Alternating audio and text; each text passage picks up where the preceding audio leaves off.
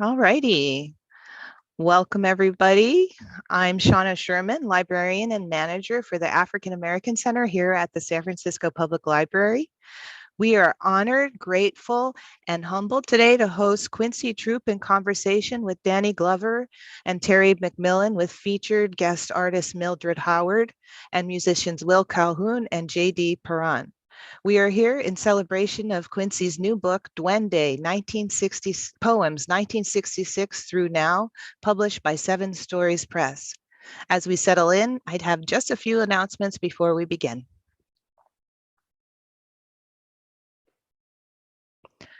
The San Francisco Public Library acknowledges that we occupy the unceded ancestral homeland of the Ramaytush Ohlone peoples, who are the original inhabitants of the San Francisco Peninsula. We recognize that we benefit from living and working on their traditional homeland. As uninvited guests, we reaffirm their sovereign rights as First Peoples and wish to pay our respects to the ancestors, elders, and relatives of the Ramaytush community. And like the San Francisco African American Reparations Advisory Committee, the African American Center also honors the gifts, resilience, and sacrifices of our Black ancestors, particularly those who toiled the land and built the institutions that established this country's wealth and freedom, despite never being compensated nor fully realizing their own sovereignty.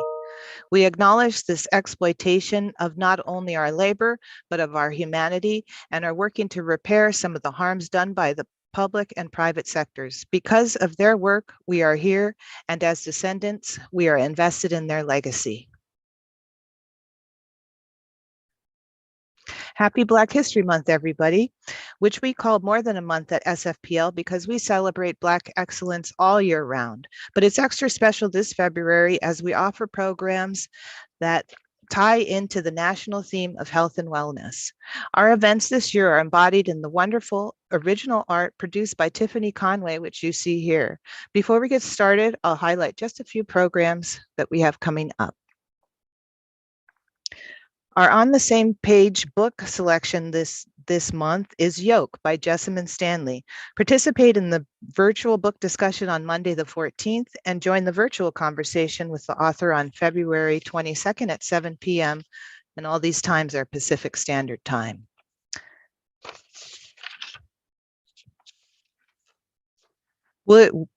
Saturday at 2 p.m., I'm excited to host the virtual journaling workshop with Dr. Ifitayo Odalade, who will guide us through healing prompts using stories of the Orisha, focusing on Oshun, the Yoruba deity of fresh water. In the African American Center, in person on Wednesdays in February at noon, meditate with the disability rights activist and contributor to the Netflix documentary Crip Camp, Dennis Billups. And February 20th, if you're in town, come on over to the African American Center, which is located in the main library, and get artsy. Practice free form crochet with Rama Khan O.R. Wisters, who will teach you one stitch and then let you follow your spirit. Supplies are provided. And this month and beyond, we are also proud to offer the Black Excellence Bookmark at all San Francisco Public Library locations in partnership with the Reverend Dr. Carolyn Ransom Scott and the Human Rights Commission.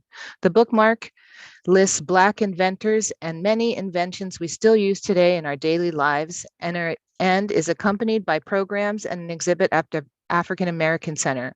This is only a fraction of what will be happening at the library for more than a month. You can always find more information on our programs at sfpl.org. If you think you've missed something, check out our YouTube page.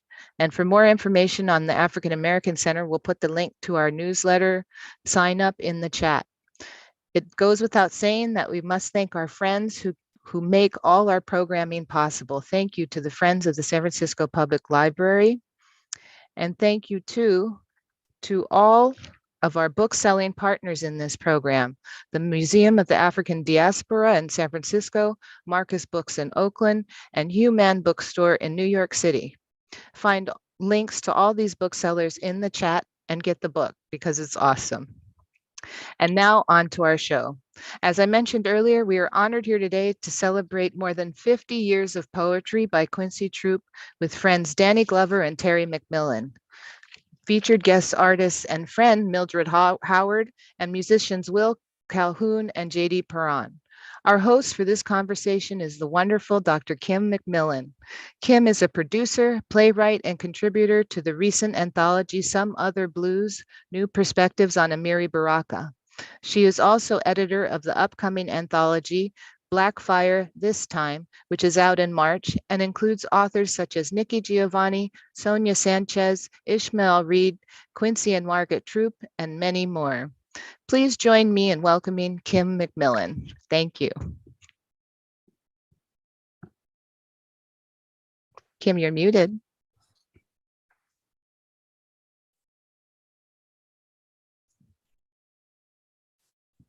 My apologies. And I want to say thank you for everyone who's here today to have what I feel is this event is really about community. And it's exemplified in people like Danny Glover and Terry McMillan and, of course, Quincy Troupe and this wonderful library. I am so appreciative of the work they do in the community and to make sure that we know what's happening with regards to new books coming out, such as Quincy's Duende. This book is just marvelous. It encompasses this wonderful work by Quincy that goes all the way back to 1966 into now. And by the way, I want to welcome our audience to this because we wouldn't be able to be here without you. And I want to also thank the library for allowing this to happen. Now, we're calling Quincy the poet of the deep song. And Quincy, before I even go into further, what is that title from, the poet of the deep song? I love it, but I've been curious about that. Oh, Quincy, are you unmuted? Yes. Okay. Okay. What is the poet of the deep song?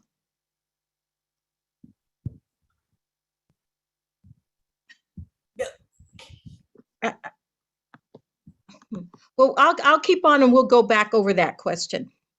Anyway, okay. Quincy Troupe is a poet of the deep song, is joined in conversation by two lifelong friends, actor Danny Glover and best-selling author Terry McMillan. I am honored to moderate this virtual program, which celebrates the release of Troupe's new collected poems, Duende Poems, 1966 to now.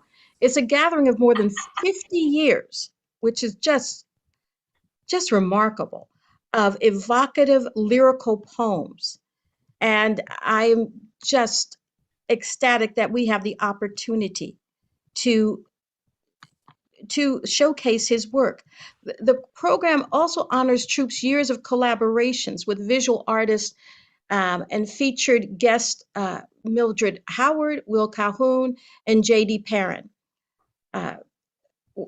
Quincy, I'm going to go into all that he's about, but it's so much. I'm only giving a portion of it. Quincy is an award-winning poet who wrote the definitive biography of Miles Davis, Miles the Autobiography, the Chris Gardner biography, The Pursuit of Happiness, and the memoir Miles and Me that's soon going to be a major motion picture. He's author of 20 books. He conducted The Last Interview with James Baldwin, which was published as James Baldwin, The Last Interview and Other Conversations. Troupe's work has been translated into 30 languages. His most recent book of poetry, Duende, Poems 1966 to Now, from Seven Stories Press, came out in January of this year. In Duende, he conjures long rhythmic lines, cadences that reflect the jazz music he so adores, or look back at the hauntedness of slavery, of racism, of remembering fellow poets, musicians, and artists. What's remarkable about his work is the consistency, the energy and the focus on the here and now. Because when I went through the book, I marveled at the fact that he even has poems written about Trump. I thought, this might be a first. I don't know. Anyway, can anyone tell me if Danny Glover has is here yet? Uh, um, well, we're looking forward to speaking with him. And as you all probably know, Danny is an award-winning actor, producer, humanitarian with a career that spans more than 30 years. From the blockbuster Lethal Weapon franchise in film to hit television shows such as ER, Glover has portrayed a myriad of popular roles and has distinguished himself as one of his generation's most consummate actors. His performances in classics like The Color Purple, Witness, and Places in the Heart have not only showcased his talent and versatility, but have also brought him critical and popular acclaim. He's been honored by the NAACP, BET, and SAG, and he received several Emmy nominations for his work in the television hit Lonesome Dove. Now, Terry, I this is just me. I'm not sure I know a single Black woman who has not read something by Terry. She is the acclaimed author of the New York Times bestseller Mama, which won the Doubleday New Voices in Fiction Award in 1986 and an American Book Award from the Before Columbus Foundation in 1987. McMillon's signature humor, wisdom, and warmth made Waiting to Excel, A Day Late and a Dollar Short. I love that title. The Interruption of Everything, How Stella Got Her Groove Back, Getting to Happy, Disappearing Acts, Who Asked You, and I Almost Forgot About You. All New York Times bestsellers. Waiting to Exhale and How Stella Got Her Groove Back were made into award-winning major motion pictures that proved huge, and that's an understatement, at the box office. And Disappearing Act and A Day Late and a Dollar Short were adapted into successful television movies. McMillon received an Essence Lifetime Achievement Award in 2008. Beloved by her fans, her books have sold millions of copies worldwide. No, I, uh, you're just marvelous. That's all I can say. I had the pleasure of Terry of actually seeing you speak, and it was. I love the passion you bring to your work and to your everyday life. thank you. Oh, sure. Now, as this is a gathering of friends, so I my first question is going to be, how did you meet Quincy? All right. Oh, hi, Danny. Both of you. Yeah. How did you both meet Quincy? Well, can I say something first? Sure. I texted. texted Margaret this morning and said, I can't remember how I met Quincy. She said, don't worry, he won't either. But what I thought was, Quincy, don't you remember maybe in Berkeley, Oakland, was it the Rainbow something? It used to be a church. Didn't you read poetry there? Yes, I did. Yeah, I did. That was some part of my memory still here. That's where it was. Oh, great. Thank God I can remember something. Hi, Danny. Hi, Terry. How you doing? Hi, Danny. What about you? When did you meet Quincy, or remember meeting Quincy? I don't remember when I meet scoundrels, but I'm trying to figure. I met Quincy through Clyde Taylor. Oh, yeah. I met Quincy. I remember I think the first time I met Quincy was when he came out to read at Clyde's place long time ago, when he was when he was living in San Francisco on Fulton Street, and he came out there to read. And I think it's the first time that I remember meeting Quincy. But when I came back to New York in 1979, Quincy to do the off-Broadway place, the Blood Knot off Broadway. Quincy was there. He helped me around, and that's when we still when our friendship began to blossom. Then, you remember that, Quincy? Yeah, I remember. Yeah. Yeah, when you out there, and then it was and that's when we get really spent a lot of time together. Started spending time when I first came to New York, 1979, 1980. Nice. And I don't remember our friendship blossoming. huh? You don't remember what? I don't remember our friendship blossoming with Oh. Quincy. I think we just were friends. Yeah. And we just, outside of class, we just knew so many people, the same people, Yeah. We was the same kind of Negroes, so Well, Quincy told me that he knew you both before you had fame. You were just, oh yeah. just friends. And Yeah. so that's some of the best types of friendships. And I just wondered, what do you think created the lasting bond? Was it the work? Was it just knowing the same people? Because you've all been friends for over 40 years. Yeah. I didn't mean to say 40. I meant 20. No. 40 is about right. 40 is about right. I don't know. First of all, we're July 22nd. Yeah, Our we born on birthday's the same day. Same day. That's the first thing. That's connected us all. The whole special group of brothers and sisters that were born on the July 22nd of respective years, and certainly we always have that. So we have a common bond there, and I think I don't know. For me, I can say this, that I see, a bit of myself in Quincy, and me and a bit of Quincy and me. You know what I'm saying? Nice. Yeah. Is that right? I think that's right. I mean, either word. Yeah. Well, on KPFA yesterday, Quincy said that when you spoke to him, you asked him what his sign was. Mhm. And he said in New York, they didn't do that, but that's how you really discovered that you had the same birthday. Yeah. And I will say, as a Californian, yes, we do ask each other what your sign is.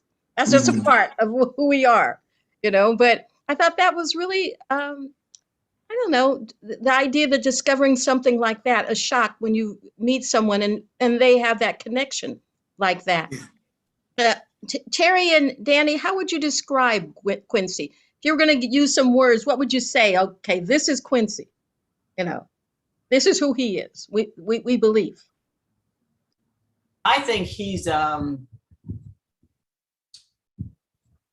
don't know. I think he can see through things, and he shouts, but it's not loud.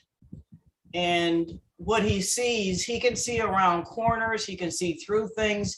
And I think what I really love about him is his use of language, which is very hard. I don't know where he got all these words from, because I can pick up a page and read a poem, and then I have to get my thesaurus out, and I mean, I had to Google Duende. I was like, what does that mean when I first heard it? And I think, I mean, as a fiction writer, I use words, but not the way a poet does, and not the way someone like Quincy does. They dance, the songs dance, and they cry, and they moan, and they scream, and they get all of it. I don't know how he does it. And you get a clear emotional feeling, and an image at the same time. And that is very hard to do. I don't know how he does it. A lot of people you meet, that sometimes they want to show you just how smart they are. And they're not really as smart as they are. But Quincy is not like that. I mean, he's just like somebody that, my dad loved Quincy, man, because it was a kind of, he can connect with my dad, man. He loved Quincy, man. And it's just something about, maybe that's what they're both from the Midwest, and there's a certain kind of place, and they blues, jazz cats, man. And it's something about that, you know what I'm saying?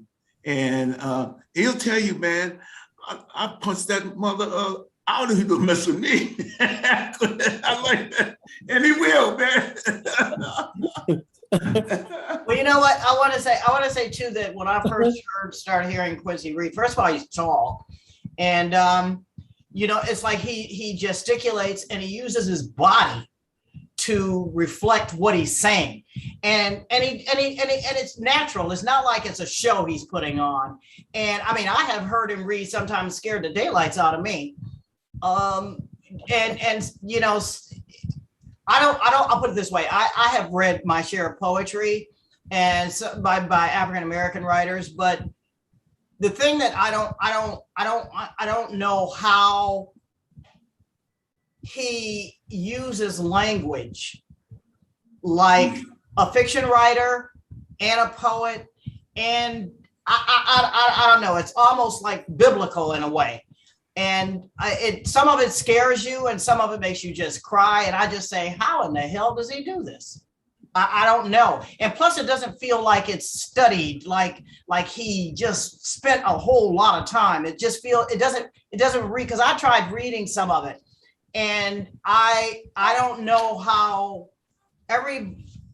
it's hard to do. And I give him a whole lot of credit, not because I like him.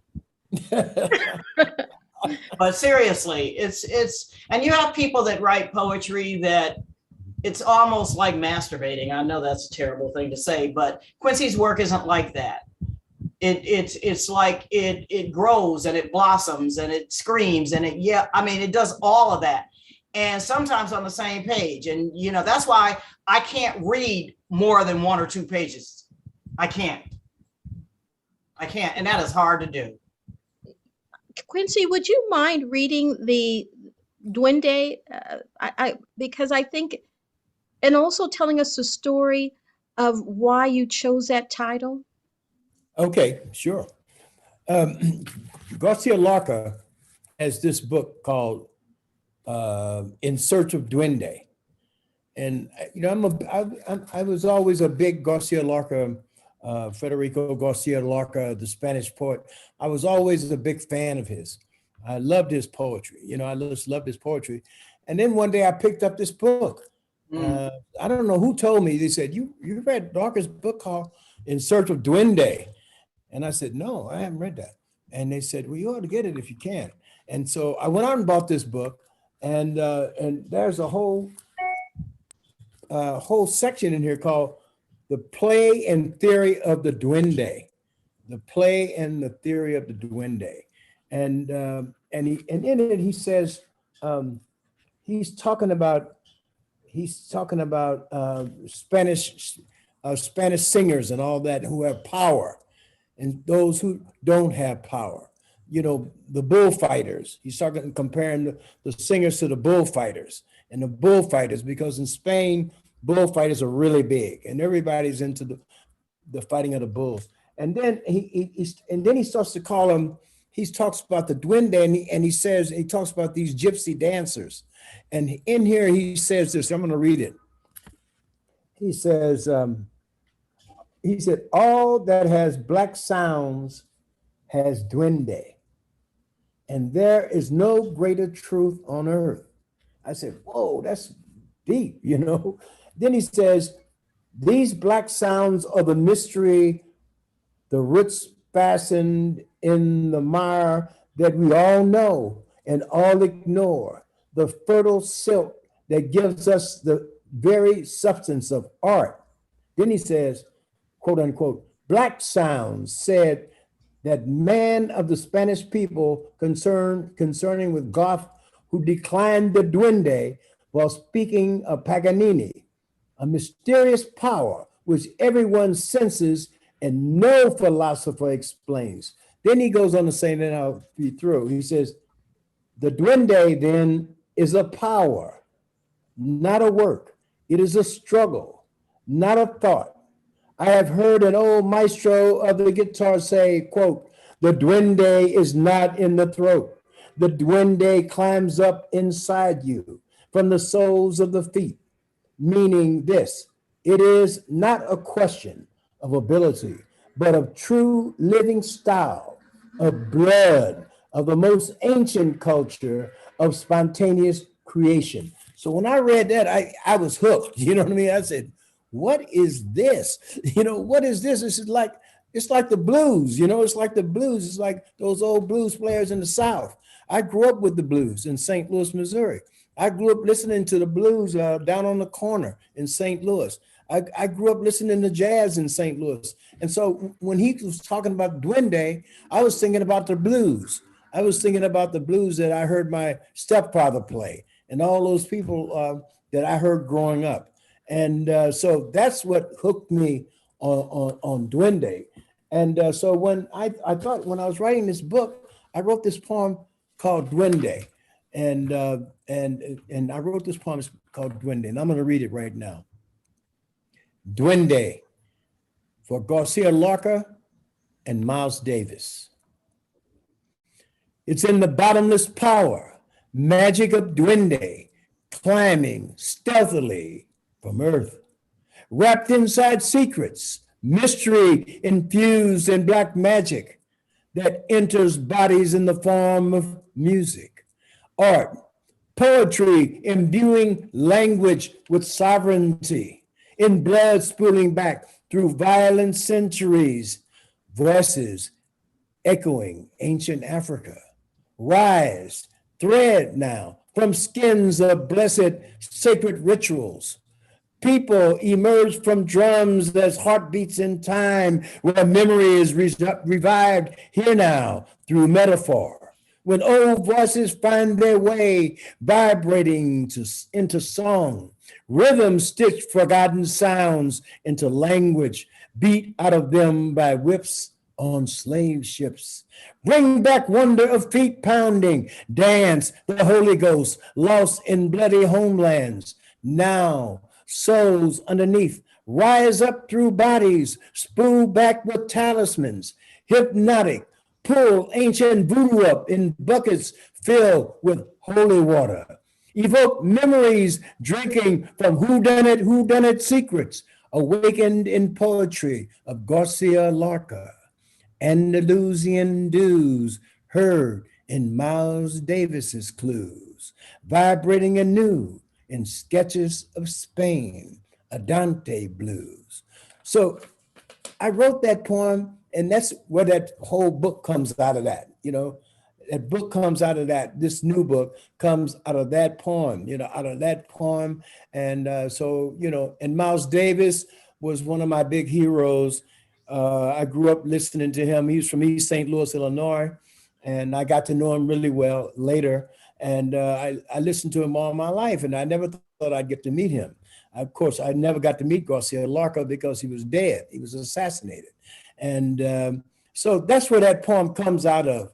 And for me, it was akin to what African-American people in this country have gone through. The same thing, the kind of blues, that kind of whole kind of culture, you know. So that's where that poem comes out of. And then the book, Duende, the book grows out of that.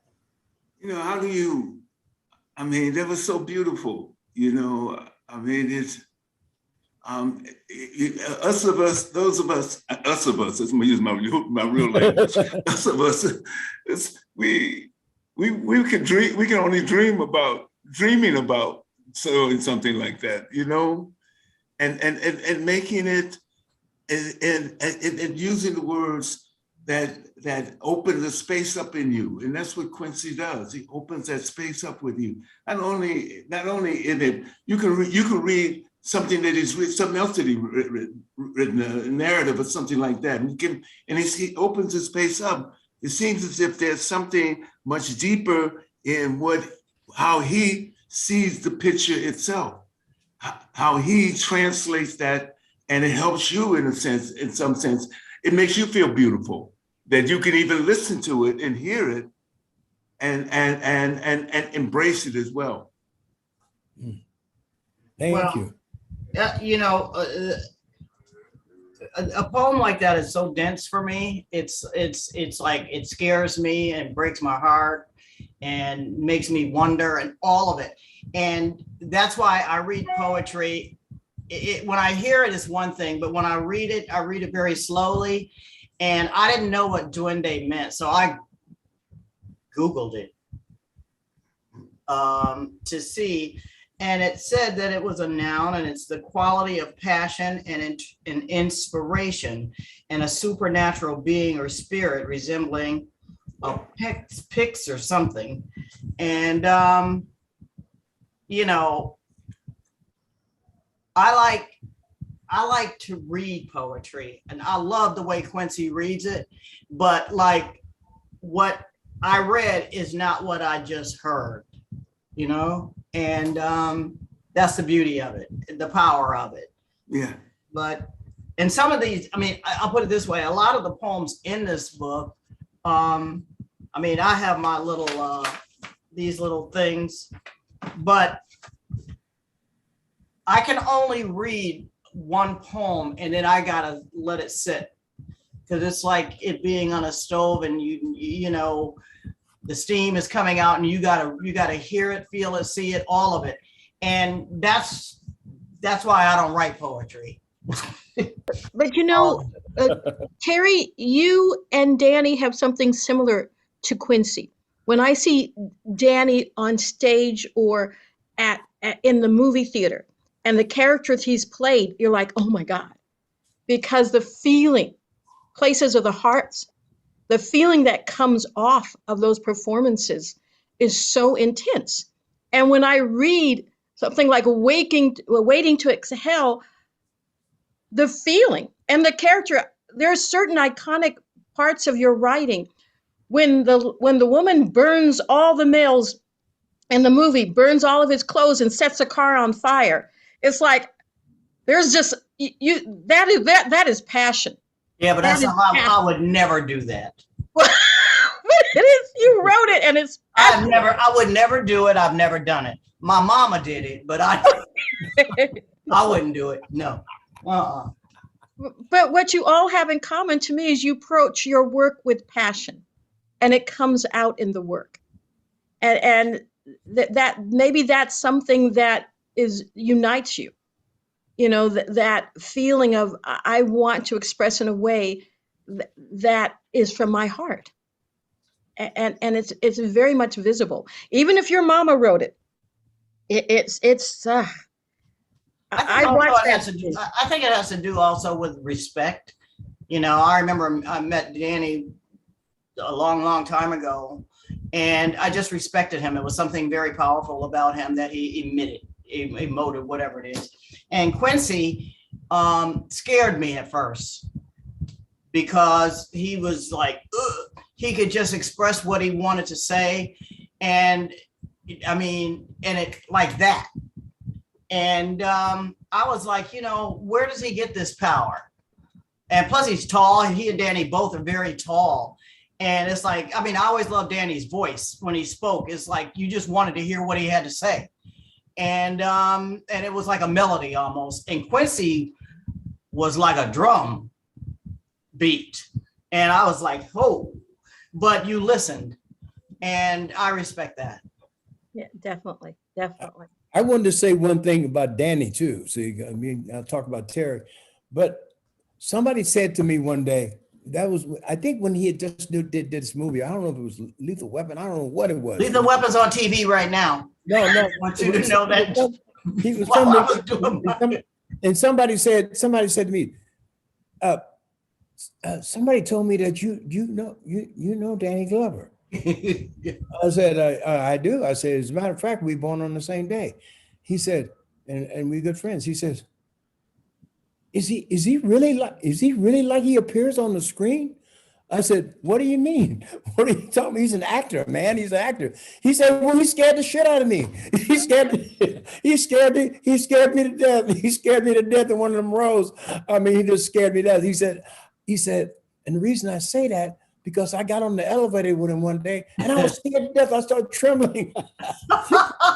I started trembling. And when he got off, he was saying such a nice guy, but I was scared to death. That was in Graham Court. The guy said, well, he scared me to death. He scared me to death. I said, that's because he was so great in his role. He was so great in the Mhm. role. He was so great in the role, and that's what actors are supposed to do. They're supposed to transform themselves on screen or on stage, and they become something else. You know, I always admired that about certain great actors, and Danny is a great actor. He is Yep, he really is. a great actor. He's a fabulous, great actor, you know. But he's not. I was trying to tell him, but he's not like that, man. He's not like what you thought. He's not. He's an actor, you know. He's an actor. Like I can write some things in poetry, and that don't mean I'm like that, you know. I'm out to kill you. You know, I'm out to kill you. I wouldn't burn up anybody's car or anything like that. I mean, I wouldn't. I'm happy to know that. And you know, you write about human behavior in such a way that there are things that you hope no one ever does, or you try to explain it and understand it. And a lot of it doesn't make sense, but there are a lot of things that do make sense. And that's what I think we do as artists. We try to show good behavior, bad behavior, what is inside someone's heart, their head, and what people can hopefully identify with and say, you know what, that really is not cool. That's not how I really feel. That's not what I want to do. That's not how I think. But the bottom line is sometimes until you hear someone say it, read it, or whatever, some people don't go there. They don't question their hearts, you know, until they realize that they read something that is a reflection of it. Yes. And Danny, you do it on the screen. Quincy, you do it on the page. And you you do know, it too. You do it on the too. page. You do it too. well, I'm a good liar on the page. That's the difference. I can make a whole lot of stuff up. Stuff I wouldn't even dream of doing. Some things I wish I could do. I think for me, in some ways, when I think about Quincy and just think about him, he's been connected to two of the most iconic men of the 20th century, Miles Davis and James Baldwin. You know, when I read The Fire Next Time, I was about 17 years old. I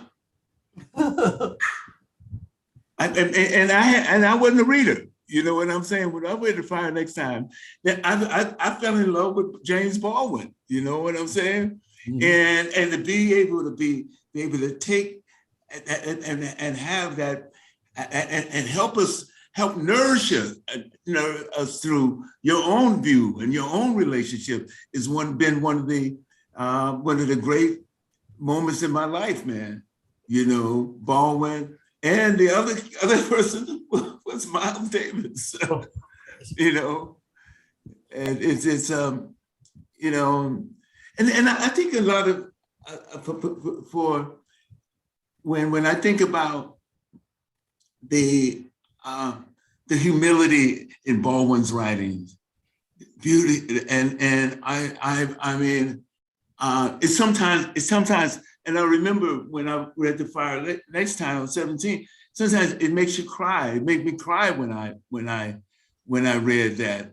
For some reason, you know, I'm not a reader. I'm not a real reader. You know, I try to be. You know, I try to hang out with readers and everything else, but I'm not a real reader. But I mean, to have that and this, and have them, them translating through you. You're translating them itself. It's something. Does that make sense? Huh? Yeah. For, you know. Yeah. You know, what I'm curious about is you all three have made it to the pinnacle of success in your careers. Was there a moment in each of your lives when you thought, oh my God, I've made it. This is it. I really have gotten to a point where I can say, thank you, thank you, thank you. Was there a point that you remember that you realized that you really did make it as an artist? You really are.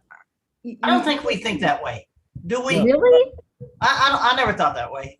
No. Oh my goodness. Yeah. It's not a goal. That's It's not a goal. It's not a goal. So Not with what we do. I don't think. So none of you thought that this is a point in my life where I'm really know that I have made it. that my Made work it to would be- what? Made it to Well, what? Well, I would say, okay, I would say there's so many writers. I work with so many writers, and they say if one of my books could just be a bestseller, if I could be seen, if I could be heard. And Terry, that may seem strange, but that's what a lot of writers feel, that they're not always heard. The only thing I can relate to that to is that having a baby and praying that is healthy and somewhat cute. But other than that, no. I mean, how do you measure success? And most of it, that's not why we do what we do. And Danny, as an actor, that's art. You know, it is. What'd you say? What'd you say? I said paycheck. No, what did he just say? Oh, yeah. He said, yeah. Yeah. No, you're always trying to get Look at all better. these poems. Look at all, I mean, I don't know.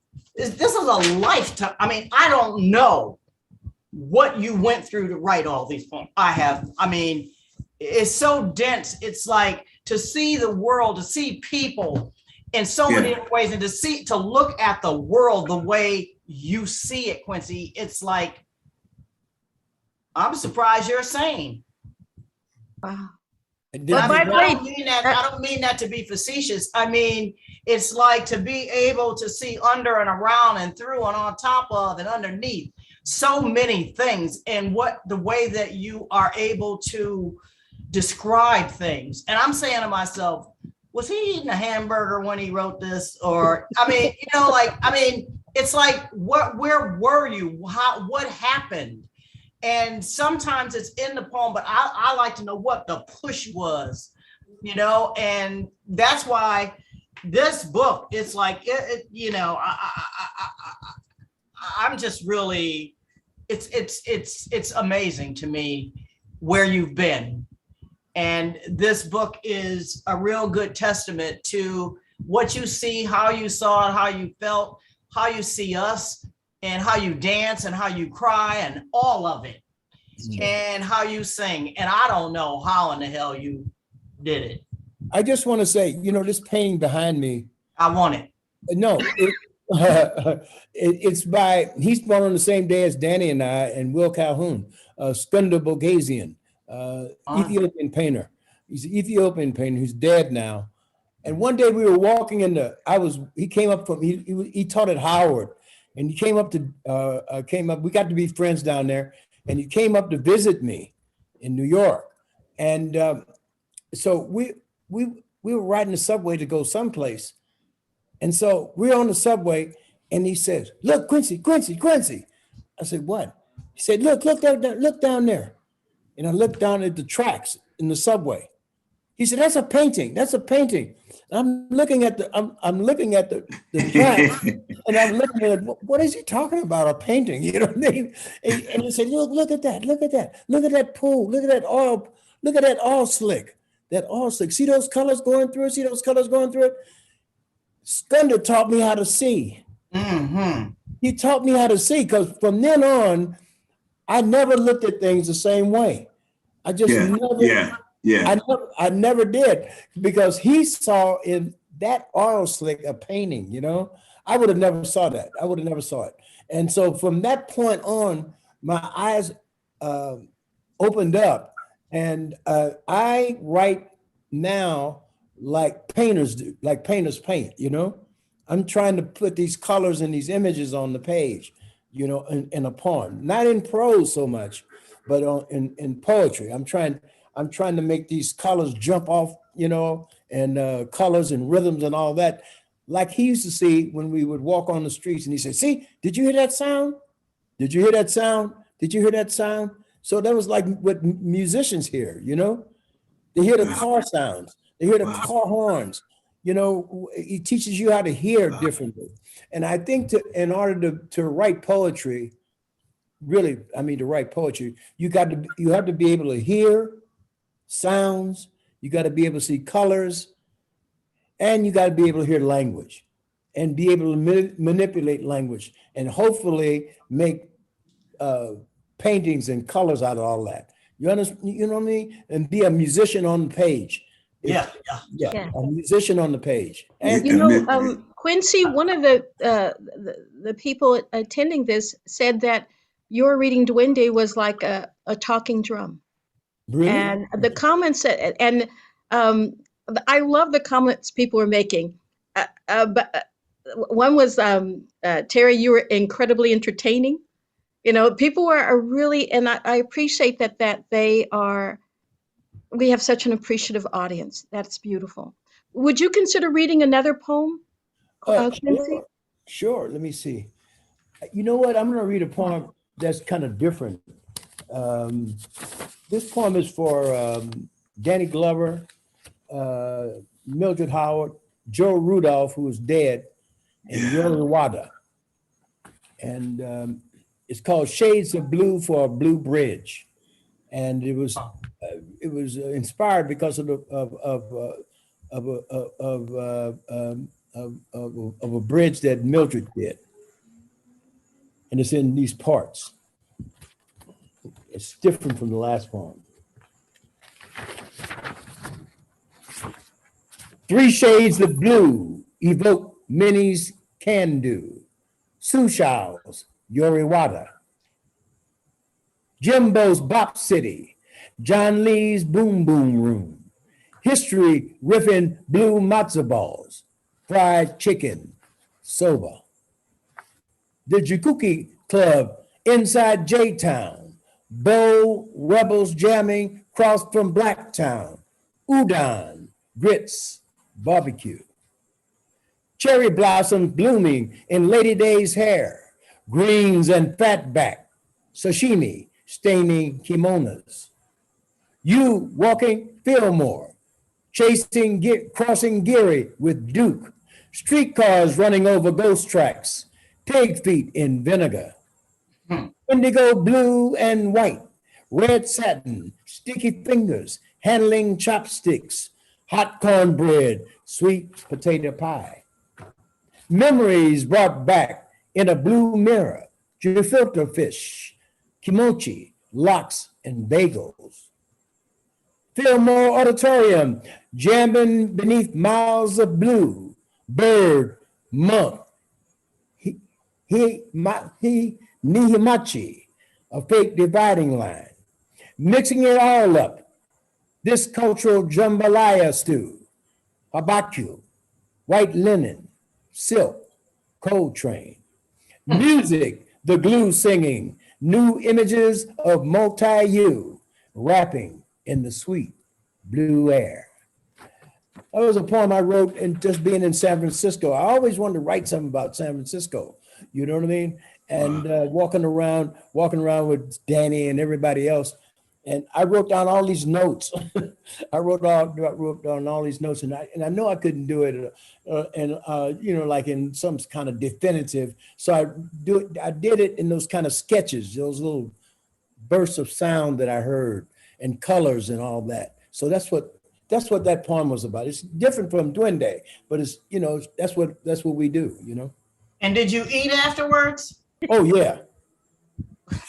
I eat every time I go to San Francisco. Yes. I mean, Boom Boom Room, fried chicken, grits, barbecue, greens, sashimi, Fillmore, street crossing, coal train, white linen, pig feet, and vinegar. Images. There have been several people that have asked for specific poems. Would you consider reading one more? One more, yeah. Okay. We've been asked for of Ghost Voices, chorus song of Crossing the Big Salt Water. Yeah. Go ahead. Would you consider reading either one of those? I have to find it.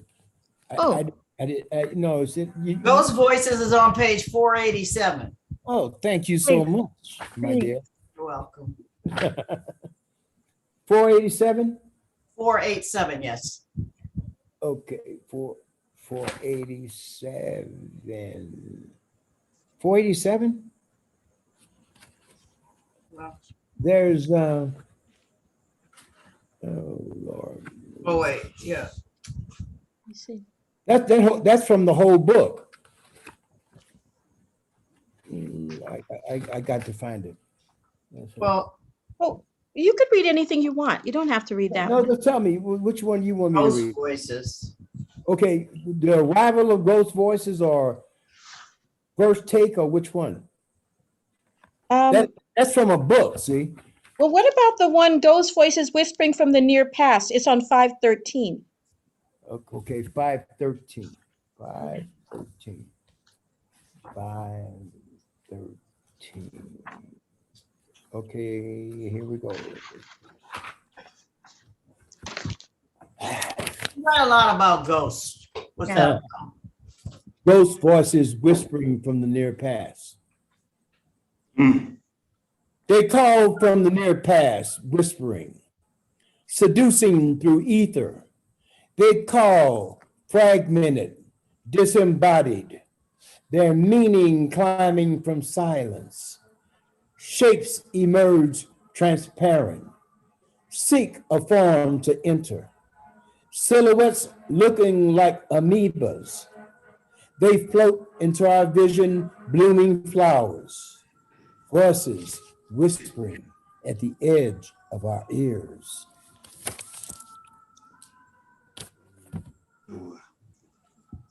Which poem is that?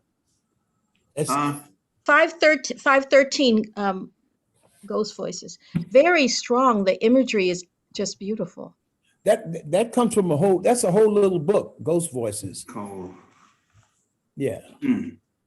You know, we only have about 4 or 5 minutes left before we actually have the videos that show the art and the music of J.D. Parran and Will Calhoun. So in that time period, if you all have some statements you just want to say about. Can I read a poem? I want to read a little one. Can I Go read ahead. a poem? Sure. It's Would called love the old Black Man Walking. Oh yeah. Okay. Yeah. The old black man walking Montebello Road, swinging a rusted machete, seems angry as he chops off heads of flowers. Perhaps he's thinking, this floor represents heads of French government officials. He sees oppressing him, black bourgeois stand-ins on the island for the long Machiavellian and arm of France. Perhaps he is just a simmering image of anger now at everything surrounding him he can't control in this new world of computers, globalization, where he doesn't fit it. Who knows what triggers the whys and wherefores, the fire igniting a fuse. Yeah. Yeah. Nice. That's nice. That was in Guadeloupe. Yeah. That was in Yeah, well, you were recently in Mexico. I can't wait to see what you wrote there. Where I wasn't invited. But that was in Guadeloupe, and this old man, I never forget that poem. That's what I'm talking about. It's an image. Yeah. I know him. Mm-hmm. You know what I mean? We get a chance to read. I see a woman in the water. Okay. I see a woman in the Caribbean Sea, moving off the beach of St.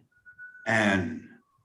She is walking with curlers in her nappy hair, a pink net, a straw hat on top of a crown. She is black, walking through the sea. The sun is high and the Baltics blue.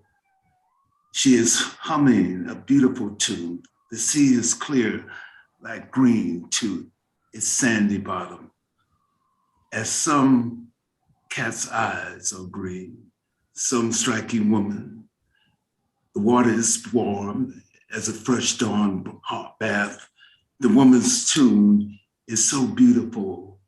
I want to know the meaning under the words married to the rhythm. There isn't inside the song a feeling of joy. I hear in her deep voice walking through the sea there, wearing a red dress. The water is warm and clear and green, light green, as a cat's eyes, those of a striking woman, all the way down to their sandy bottom. That's beautiful. That's the first time I ever read Yeah. some of Quincy's poetry while he's listening.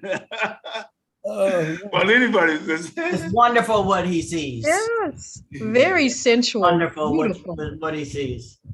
And people that don't read poetry should read poetry. Oh yeah. They don't know what they're missing. Yeah. They don't know what they're missing. There was also a comment that one of the a teacher was going to tell her students that at 17, Danny read The Fire Next Time. So, hopefully that would Wow. get some young people to start reading. Yeah. That would be Yeah. wonderful. That would be wonderful. So we're going to change directions now and go into the videos. The first one is J.D. Parran's, and while that's being set up, let me give you some of the background of J.D. And Quincy, Terry, and Danny, it's just been a pleasure. I would say this is awesome. In my field of awesome, this is right at the top.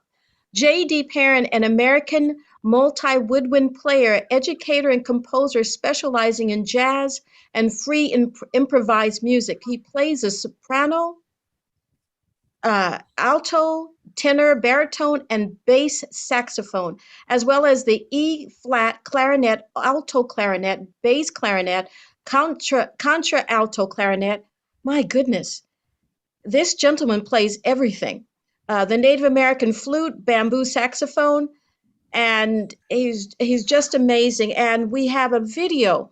I don't know, JD, are you here? So I guess not. So we're going to hear this right now. he's from St. Louis too. There he is. Hey, Oh, you're here. How Happy birthday, beautiful. Quincy. how you doing, Jay? And it's been really J.D. decades and decades with you. And I know I can't Quincy, hear him. I saw him recently at the Wilma Jennings Gallery at the Limerall Gatewood exhibition, and I've seen him there many times. And I remember a long time ago you told me, JD, I know all these painters, because I buy art. Well, Quincy hired me, I know that, to play music on literary programs and some of the greatest things that I've done with very illustrious people. And certainly it has been really great to have Quincy in our cultural life in St. Louis, New York, and beyond. So I want to do my little piece on alto clarinet for him today, the so-called blues.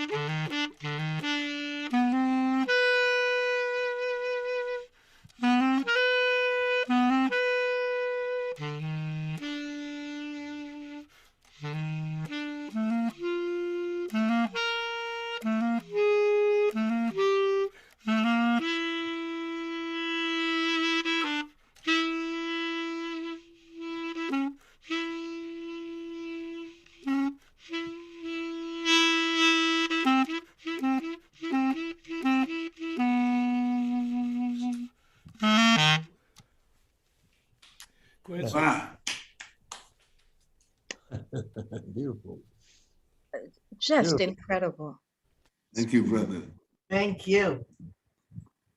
Our next video is of Will Calhoun. He's a graduate of the Berklee College of Music, where he received his degree in recording and engineering, a two-time Grammy winner with the genre-bending rock band Living Color. He has produced Herb Albert, Mos Def. He's worked with Mick Jagger, Harry Belafonte, B.B. King, Pharoah Sanders, Wayne Shorter. He's worked with everyone. And just an amazing artist, just a really amazing artist. Sketches the truth. I love it.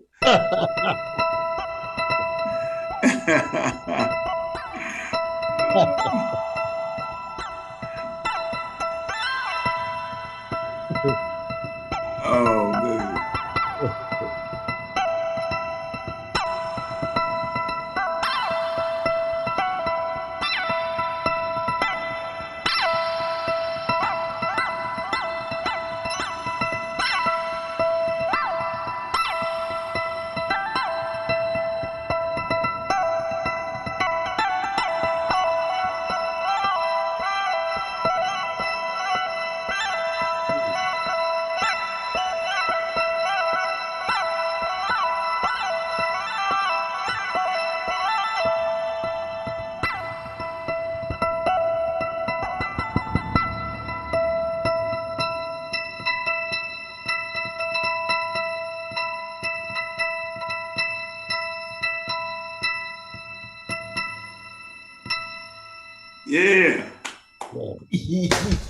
Yeah. This poem has holes stitched into it, as our speech, which created poetry in the first place, lacerated, wounded words that strike out original meaning, bleeding into language, hemorrhaging out of thick or thin mouths, has empty spaces and silences sewn into it. My poems have holes sewn into them.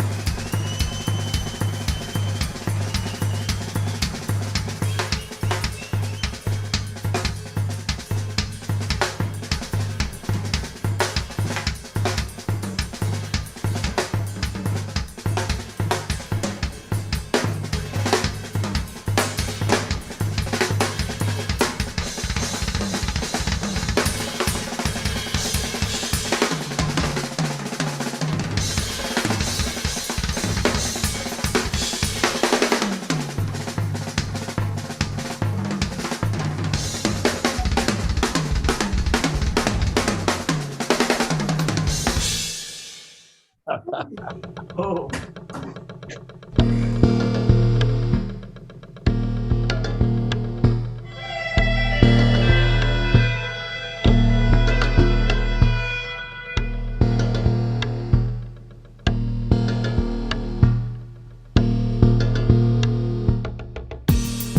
This poem has holes stitched into it, as our speech, which created poetry in the first place, lacerated, wounded words that strike out original meaning, bleeding into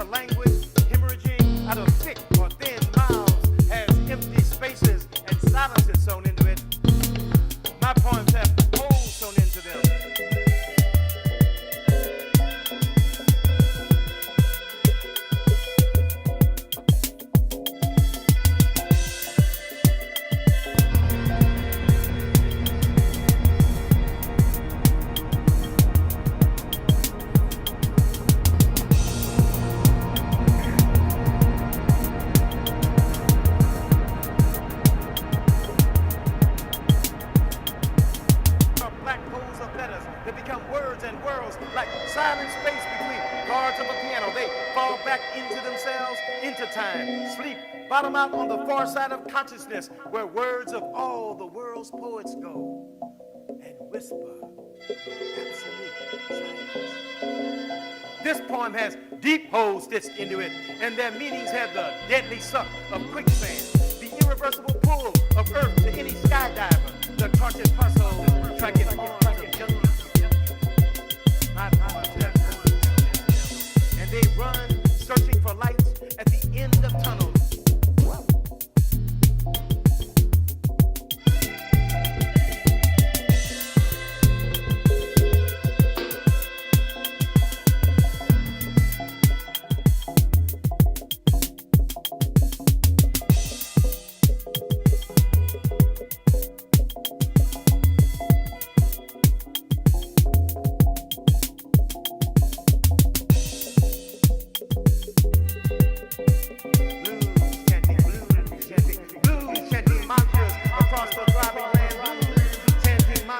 Across the throbbing land, at the flight of the sun, at the flight.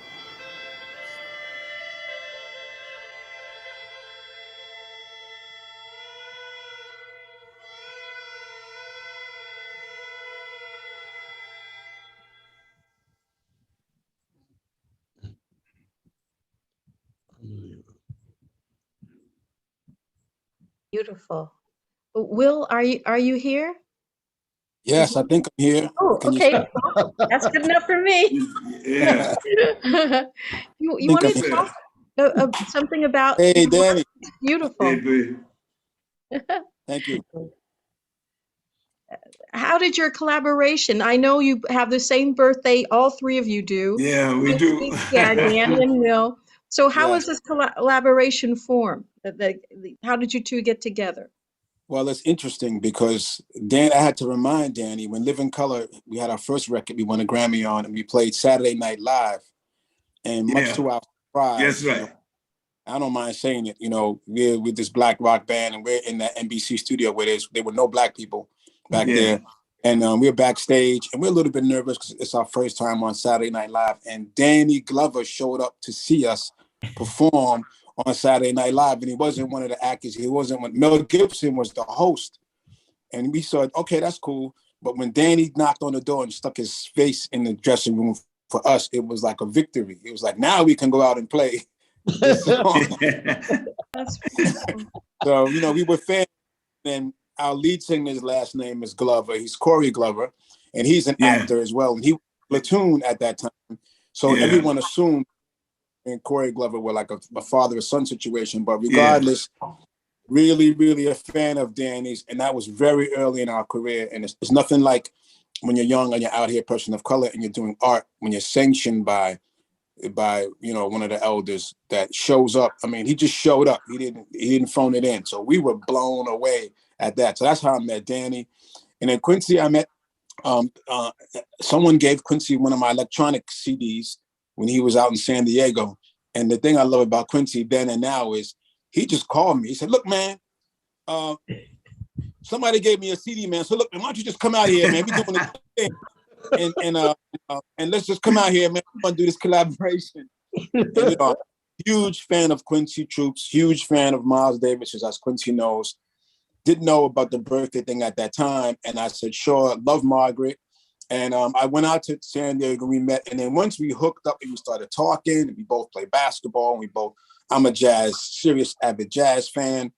And there were so many things, both with Margaret and Quincy, that I just felt like family with Quincy right away. And I've always loved cats. When you're young and you play with blues and jazz cats, there's no filter when guys are talking to you, and the women too, about what's happening on stage. And Quincy had that vibe off the bat. And he would say, well, what do you think about this? I said, this cat's cool. Quincy said, I don't like that cat. That's not happening, man. I don't dig that. And immediately I knew he was not a person that was going to BS you. He was going to tell you exactly what it was. And for me, when I'm doing art and being creative, that's the kind of energy you want to be around. And then later on, I found out about the birthday situation. And we had the blessing doing one of Margaret's fantastic summer programs. We were able to all be in the same place and celebrate our birthdays for the first time. That was a really special moment. Yeah. If Margaret's around, Quincy, you want to ask her to just say a couple of words? Margaret. I didn't mean like that. I knew he was gonna do that. Margaret, they want you to say a couple of words. She's getting her hair together. Okay, well, while she's doing that, Will, do you know Terry? Oh, hi, Margaret. Well, yeah. Oh, Will just mentioned. Oh, go ahead. I just want to say how inspiring this program is. It is so beautiful and uplifting. And thank you, everybody, so much. My heart is overflowing in gratitude. I love this program. We love you. Thank you, Cam. You're doing a fabulous job. Thank you. Oh, Terry thanks. McMillan, my heart, Danny Glover, Mildred Howard, Will Calhoun, J.D. Parran. Thank you, San Francisco Public Library. Thank you, Seven Stories Press. Thank you, Quincy. And it's fabulous. I just want you to, I wanted to mention just a word or two about her nonprofit because it's so important. And Will just made a comment about it. Oh, yeah. Okay, it's called the Gloucester Arts Project, and we bring the arts to children in Southwestern Mississippi in person and online, or wherever they may be. Our guardian angel is Danny Glover, who comes down every summer, or it participates every summer. Terry has come down, Will has come down, and we introduce children to living creative people who they see on TV or hear on records and whatever, and let them know that they too have the capacity to express themselves in genius ways, in beautiful ways. So that's the program, thegloucesterproject.org. Donate. Thank you. Thank you. So we want to make sure we have Mildred on, but before that, no, Will, you and Terry know each other, right? Well, I met Terry. I met both Terry and Mildred through the troops, and both of the experiences were fabulous. Yeah. Terry I met at Quincy Troupe's apartment, and Mildred I met. Margaret was very kind enough. She knew I was going out to San Francisco to do a project, and she called Mildred up and said, "Look, I got a friend coming out there," and Mildred and I went over there and had dinner, and it was just an amazing experience. So both I met through both Margaret and Quincy, and my whole experience and my tribute to Quincy was just all of the things that we talk about in terms of having things in common. Also, really briefly, when I went to their apartment for the first time, of course, the books are fantastic, but he had a lamp in his house that I had the same lamp in my house. Oh. And also, he had an Al Loving piece. And my connection with Al Loving is when I was trying to get my art thing together downtown, Al Loving's daughter had invited us to her dad's loft to rehearse without telling him. And so we used to go up there in the Lower East Side with our little avant-garde rock thing. And then I was gifted a piece, which I held on to. I was a teenager at the time. I didn't know, I just thought he was amazing. And you're in this loft. I was living in the Bronx, and I was like, wow, this is incredible.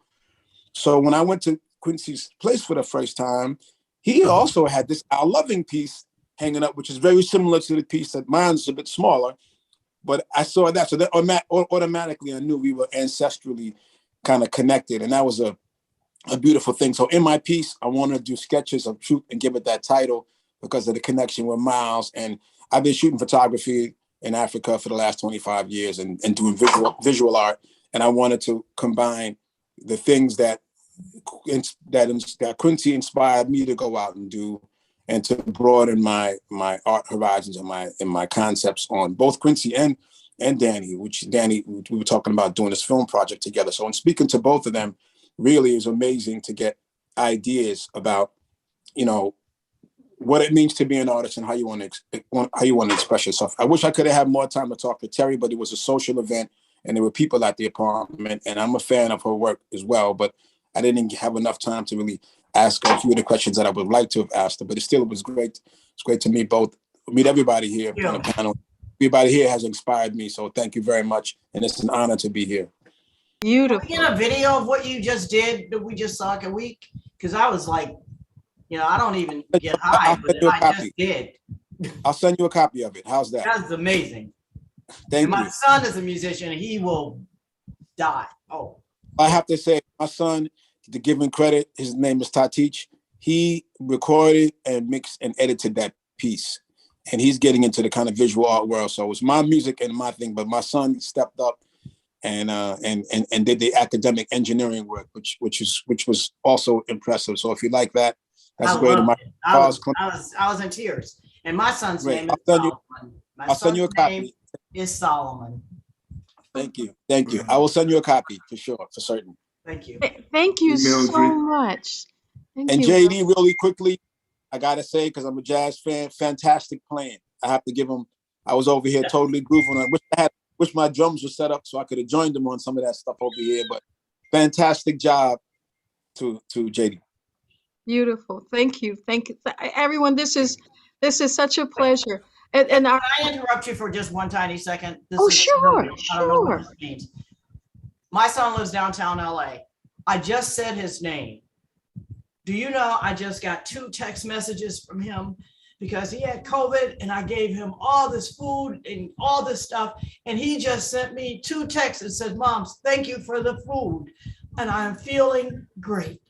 I mean, just that, we just said his name. Wow. Oh, Oh, and he does not text me except for about food. Terry, I'm going to say this respectfully. Behind me, there's an Aboriginal painting, and I spent a lot of time in the outback. And in speaking with one of the elders, we talked about words, and he talked about you guys use words like coincidences and those kind of things. They don't believe in those kinds of things, and they would call that moment you and your son being on the same line. Oh, I know On the that. spiritual line. I know that. That's what they would call. That's what the Aborigines would call. Well, most the ones of the tribes that I was with, they would call it being on the same line with someone. When you think about them and they appear or something that they do or says comes into fruition. So I have to say that. I'm not kidding you. This just, That's I beautiful. mean, he's not big on texting. I mean, his timing is something. I can't wait to tell him. it's beautiful. That's great. We're in the final 10 minutes of our program, and our next speaker is Mildred Howard. Well, we're going to see a video on her work, and Mildred is fabulous. Her ability as an artist is actually mind-blowing. She's an educator also, and her sculptural installations and mixed media assemblage work that invites activism and commentary through the representation of race, racism, injustice, and compassion. She's exhibited nationally and internationally.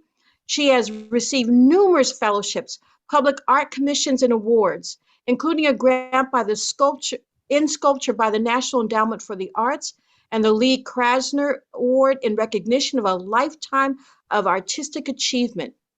Mildred is, I believe, you all were kind of came together, I guess, in this lifetime as artists. And there's such a wonderful mixture of friendship and real love for each other. And this video that we're showing is a collaboration with Quincy Troupe, and it also has some of the artwork of the late, great, and absolutely wonderful Janice Mericatani. Afterwards, we're going to let Mildred to speak about her work for a few minutes.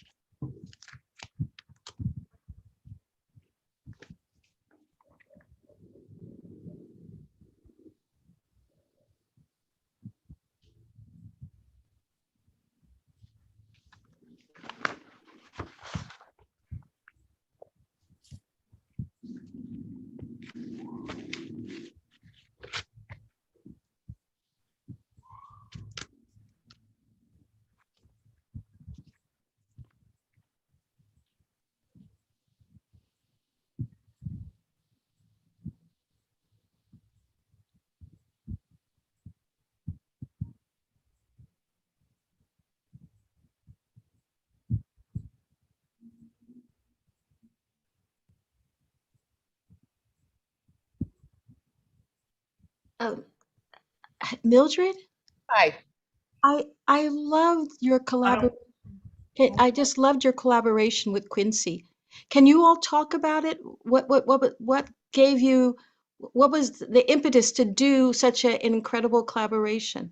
Well, first I have to step back a couple of notches. I heard Quincy on Bill Moyer, and for me, his words are very visual. I could see the words that he was writing.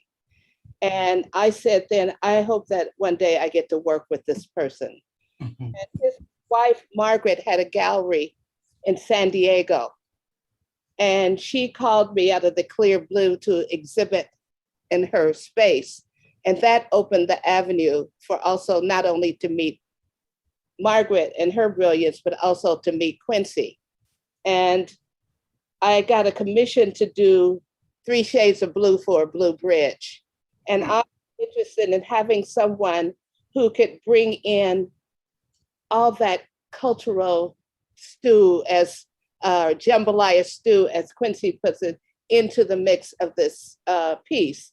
And I decided to use blue because blue, the blues, blue because you see it in all parts of the African diaspora and throughout the Caribbean and various other parts of the world. So I called Quincy and he said, yeah, I'll do something. And I wanted something so that you can read in any direction, any direction, that also brought together the syncopations of your footsteps, the streetscapes, all of that in a visual way that I wanted to put in these 3 shades of blue glass that I use for the Blue Bridge. And Quincy and I met for 1 year. Do you remember Quincy? With various communities. Mm-hmm. And he was able to capture the essence of that through that. And that's what brought us together. Nice. Quincy, were you surprised that, because the work is so unique, did you have a vision of how it was going to look? You mean Mildred's bridge? Right, her use of your poetry. No, Mildred is always full of surprises. So, you know, I left it to her. You know, I trusted what she's gonna do, and she trusted me, and that's the way you work with people. You know, you have to trust them. You have to trust them, and that's why you pick certain people to do things, because you trust what they're gonna do. So I trusted Mildred. Like Will Calhoun and I mean, we just get along. I mean, just like that, you know, same thing with Danny, you know, so, and then, you know, that's how you come together and work, you know, that's how you come together and work. So the small, I met Terry through Margaret. And then I knew Danny because we were at his house with Alice Walker, and my kids were young, and we were putting in an envelope to leaflet the community for some political event. And then Will I met through Quincy. So the art world is very tiny, and you never know who you might run into. When I think about when I did the punctuation marks, I had been invited up to Pilchuck to do these, and I didn't know at the time what I was going to do. And then I read At the End by Quincy Troupe. And I don't know if I have time to read it. Should I read it? Go ahead, sure, go ahead. Go ahead. At the end of every sentence, a period, occupying space as molecular energy. A point to make, another point. in space, the end is beginning of another end. Recurring cycles occupying space, and death being only a period at the end of a sentence. Earth, a point that starts another point. And at the end, there is space to begin again, always space at the end to begin again. Beautiful. Mhm. Thank you for reading that. That was beautiful. Thank you, Mildred. Would it Mildred, be- Can I ask you a question? Because I just want you to know, this may be a little tacky, but I can't resist it because I don't know if Mildred knows, but this is what is on my wall. You see this? Hey, Danny, you know where this photograph was taken? On Broderick and Sutter inside the West Side Court. Wow. And you know what? I think when I bought it, I mean, it's when you walk into my loft, that's what you see. And I have had family members come here and said, Terry, is that our family? Well, hey, Because these people on here look like my grandmama, my mama, my uncles. And I know I paid a whole lot of money for it. But the thing is I have never, I mean, I've got my share of work in here, but the bottom line is the fact that you are here today on this screen, and that is into my entryway. I went and ran and took it off the wall because you have no idea how much it means to me. And all of these people in my family are gone, but they are still here. And I thank you for it. well, you know, Right. the Middle Passage did a lot, so you don't know who's kin to who. Say that again. Middle Passage. We were all distributed, so you don't know who. But I mean, the thing is that all of them look like members of my family. Every last one of them. My Yeah. grandmama, all of them. That's what blew me away. Whew. So thank you. Yeah, so Quincy, that's the reason why I do my work, that the collaboration is because he puts in words what I see. The last piece, which there'll be a big opening at the San Leandro Library, Curiosity, and because of my work with him, they said we have to have some poetry with this. So I'm thinking, well, I don't always do poetry with my work. But then when I thought about it, I thought, well, that brings a whole nother component to the library. A library is one of the most democratic institutions in this country. It's free and open to the public, and anyone can go. And so I called up Quincy and I said, I'm doing this piece called Curiosity. Can you do something? This was like in the next day. Would you write about 7 poems, Quincy? Yeah. 7 poems. He said to me and said, is this okay? I mean, is it okay? It's more than okay. As a result, that's what happened with working with Quincy. beautiful. It's beautiful. Oh, Mildred, a couple of people have asked about the frame. Can you say a couple of words about that? It's quite beautiful. Frame is about 22 by 20 feet high. It's up on in Hunters Point. And I did this for the people who look like me, Hunters Point community, because they're the real art. They're being displaced because of education and can't afford to be where they've lived for years. So when they walk through the frame, they're the real art. That's who I'm talking about, for the people of that community.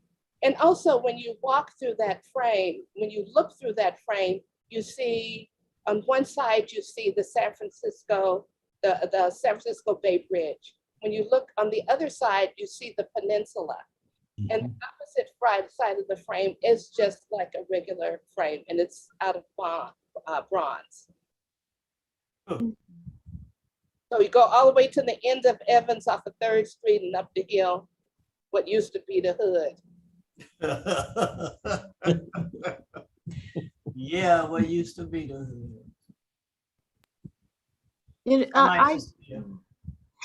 I want to thank you for that, because that brings such important attention to the fact that the world is changing, and that places that you considered home are not necessarily that anymore. And we have to find ways to create home for ourselves.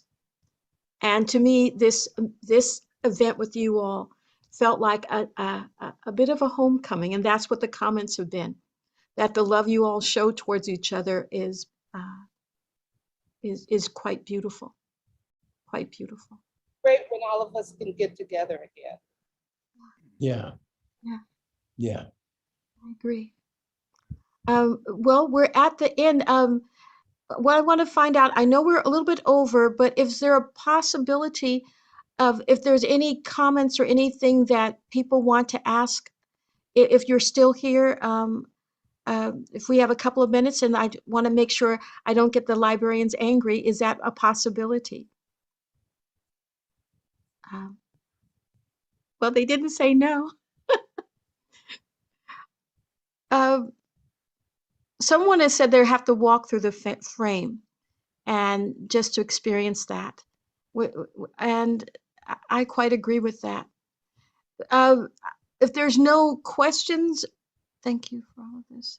If there's no questions, Quincy, Danny, Mildred, Will, Terry, do you have any closing comments that you want to say? I would like to say I love doing this, and I hope we can do it again. This was fun. I mean, this is just really, I mean, I'm a kind of a mess. I'm glad I didn't put on mascara. That's all I can say. Thank you. And I'm so proud of Quincy. I'm so proud of you. Oh. You have no idea. I really am. Well, Really I just want to thank everybody for agreeing to be a part of this, this program, because I found it really exciting. I found it really exhilarating to listen to everybody talk and to play. Will's playing and Danny talking about things that, and Terry and Mildred. I mean, it was just exhilarating. It was just an exhilarating experience for me. I just wanted to thank everyone for participating. I really do. I really am sincere about that. And I want to thank everyone for participating. I had a ball. I really did. I really had a ball. And it's been such a drab time in the United States. And this was very uplifting for me. This was a very uplifting program for me to participate in. Quincy, everyone's asking online if you would just do one more poem. No, they're like, let me see. Really beautiful messages. They're beautiful. Beautiful. I'm gonna, I'm going to read something that is different. I'm trying to create, because I'm a poet. I'm trying to create. No, you're not a poet. Shut up. I'm shocked. I'm creating these poems. No, I'm not going to read that, but I'm creating these poems called 7-Elevens. Because when we were growing up, Danny and I know about these kind of things, and probably, men, we used to play dice. 7th or 11, you win. Snake eyes, you lose. So I decided to create this whole form called 7-Elevens. So I write these poems that are 7 lines and 7 syllables alternating, and the other ones are 11 syllables and like that. But I'm going to end with this one. It's called Just Think About It. Just think about it. Sometimes all you need do is open a door. Mm-hmm. Walk through it, perhaps out into open space. Walk into the world, whether it's cold or warm, then go whatever directions your mind of erancities take you. Go quickly or slowly, but move resolutely through this moment with your eyes wide open, your wandering brain, but move forward towards something perhaps you haven't thought to do before. Whatever it is Let there be beauty in it, spreading light. Meaning, open yourself up to new music, people, vistas, spontaneous improvisations of the day. Rhythms carrying possibilities to unlock secrets of this moment. Perhaps will lead you to look into things, people you never focused on before you walk through that door. Perhaps the opening will reveal yourself to yourself. Revelation. Perhaps now you might feel different for the rest of your life. Oh, yeah. Thank you. Thank you. Just beautiful. People are also asking if what some of your next projects. They want to know if Will's going to be doing a show, if Mildred will have something. What is the next thing? If Danny, all of you, what's your next project or a project that you're working on right now? If you can tell us, if it's Would not. it be a good idea? Would it be a good You want to idea? know the truth? And it can be posted. I don't know. Okay. I'm working on I wrote a novel. Okay. My novel is called Safety, ironically enough. And I finished it, and now I'm doing that thing that's called revising. Yeah. And anybody that's interested in doing it for me, No. just text me. No. So go ahead, Mildred. Go ahead. I'm completing another piece there are three components and ones of African currency scaled up to 18, 16, and 14 feet.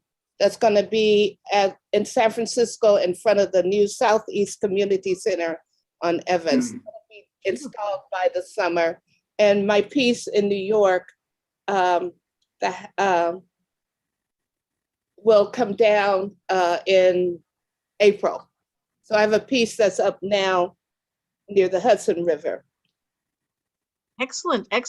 Anyone visiting New York, make sure you check out by the Hudson River, Mildred Howard's work. And Danny, we all see you with another show. You are such a brilliant actor.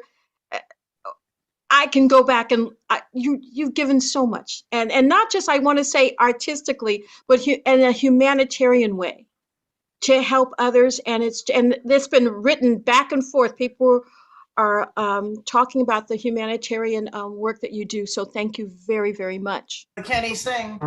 Terry wants to know, can you sing? So. No.